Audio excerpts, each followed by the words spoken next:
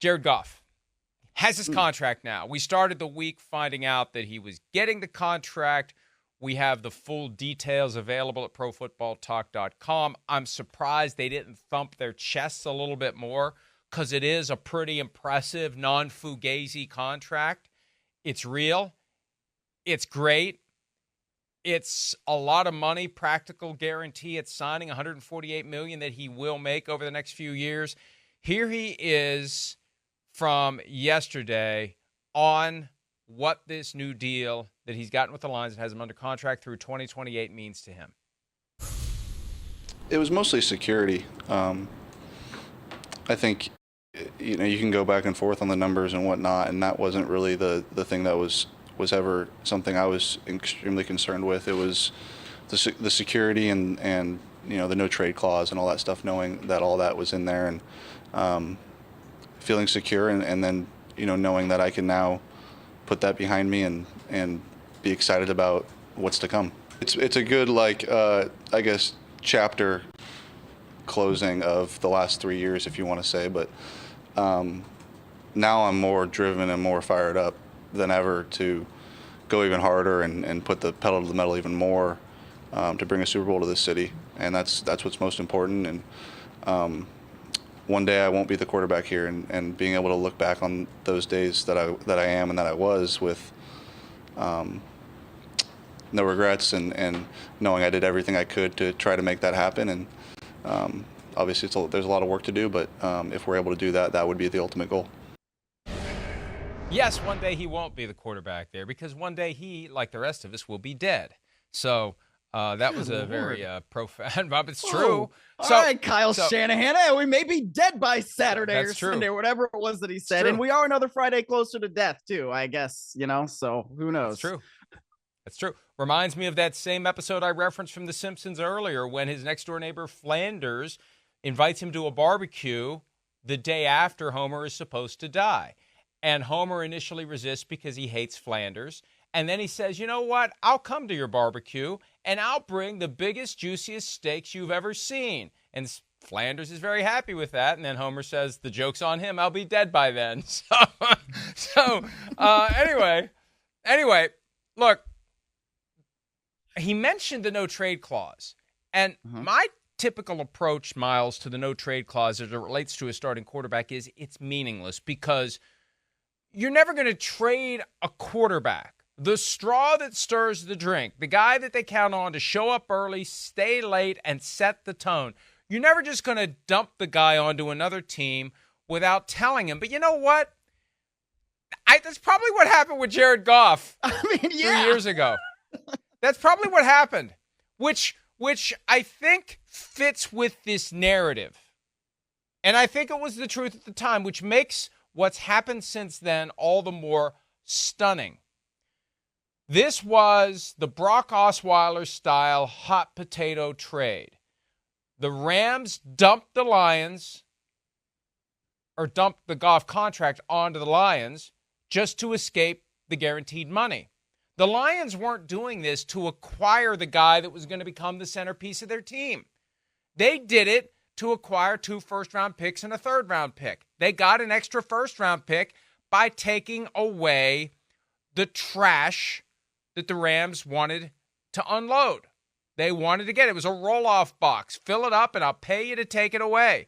They paid the Lions to take away the Jared Goff contract because otherwise they would have made sure that Jared Goff was okay with being exiled to Detroit. I mean, that's how it was.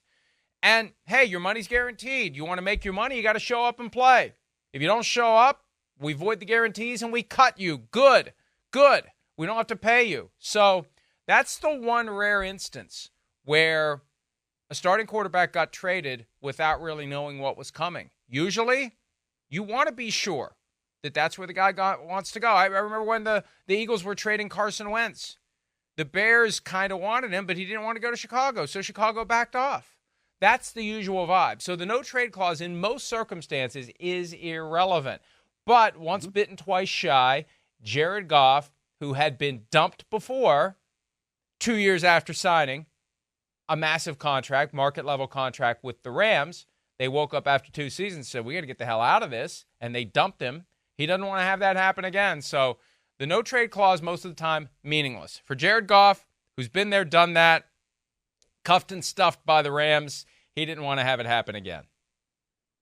Yes, and I don't blame him for that. I think it is certainly a different situation now than he was in then. And I think it's kind of helpful to remember why the Rams wanted to make that deal, right? At that point, Jared Goff, over a 2-year span, had more turnovers than everybody else not named Jameis Winston. All right. And Jameis Winston obviously had 30 interceptions in a season. So that tells you where Jared Goff was when it comes to giveaways. That was a really big deal. And that's why the Rams wanted to upgrade the quarterback position. Then they get Matthew Stafford. They win a Super Bowl. All right. That's a win for them. Now, I think that this is one of those trades where it rarely is actually a win-win. And if you now add Goff's new contract into this, it's a win-win-win, right? If we want to reference The Office. I mean, this is interesting because, yeah, thank you. Obviously exclusively streaming on Peacock, The Office is. Now, if you look at Jared Goff and what he's done over the last couple of years, and I think we talked about this last week too. I mean, this is a guy that over the course of his career has only had 2 losing seasons. All right, that was his rookie year with the Los Angeles Rams, and then 2021, his first year with the Detroit Lions. And, the other kind of unique thing about Goff's circumstance is that he left a team that obviously had drafted him, but he went to a team that had a general manager that was a part of drafting him with Brad Holmes, because Brad Holmes came from the Los Angeles Rams to then become the Lions general manager. So they knew him and they knew what he was about. And so because of that, I think that might have given him a little bit of an advantage in being in that building and kind of starting to take that leadership role. And if he had continued to turn the ball over and things had just not worked out, and if he hadn't formed a connection with Ben Johnson and all this and Dan Campbell, then he still wouldn't be there, right? So I think he deserves a lot of credit for taking the steps that he needed to take in order to make himself a viable NFL quarterback who was not just a turnover machine.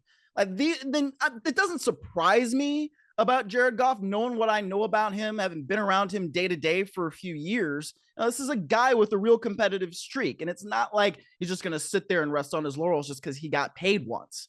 So this, I think, is a great thing for him, and it does make total sense to me that he would want that security just based on the things that have happened to him in the past. Although, I mean, because he's shown that he can be such a viable quarterback, it's unlikely that something like that would happen again, unless he starts turning the ball over like that.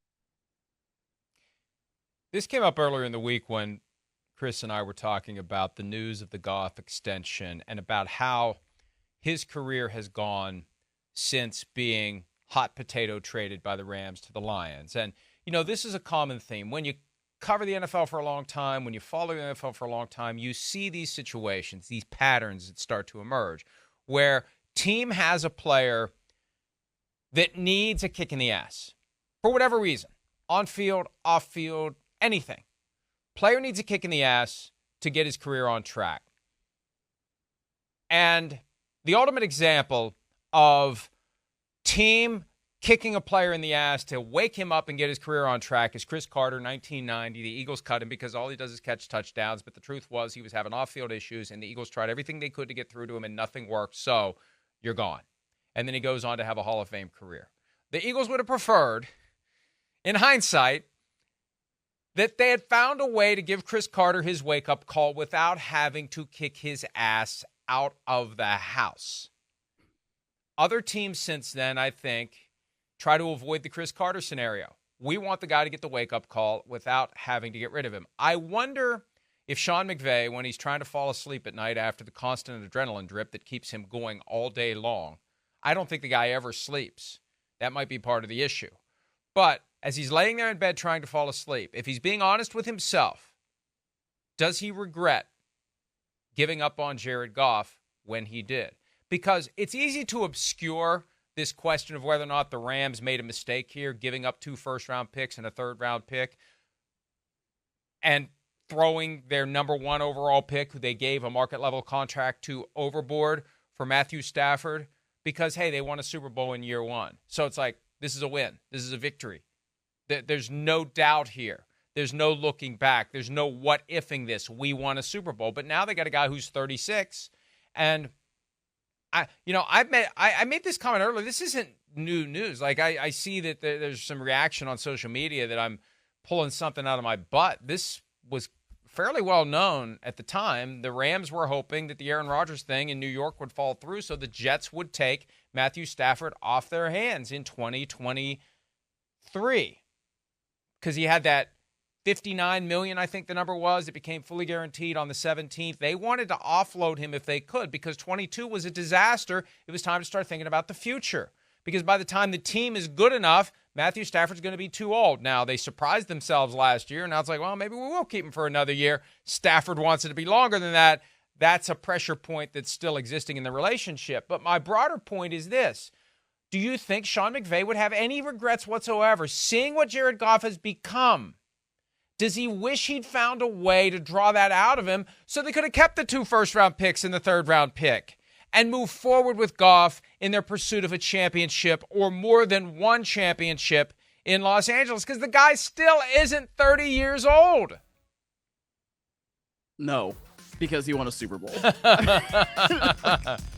No, I think that's a very, very simple answer. I think if that ever comes across his mind, then, maybe he's sitting in his office, maybe wherever his Super Bowl ring is, he just takes a look at it and says, man, I'm one of very few humans on earth who's ever been able to accomplish this, especially as a head coach. So the answer to that, I think, is a pretty clear and easy no. And like I said, you have to go back to the context of what happened and why it happened, right? I mean, it's not like Sean McVay didn't spend 2 years trying to get Jared Goff to another level, right? After the 2018 season. The 2018 season was great. It didn't end well, but it was great. And there are some things that kind of never got back on track after that Super Bowl. Okay, so that's the thing where I'm looking at it. And I think, once you have that Super Bowl ring, the answer is a pretty clear and easy no, because like I said, very, very few people on earth have ever won a Super Bowl. Sean McVay has done it as a head coach, and he did it after making that trade for Matthew Stafford. Hi, it's Mike Florio. Thanks for watching PFT on YouTube. Hit subscribe for the latest news and analysis from Pro Football Talk.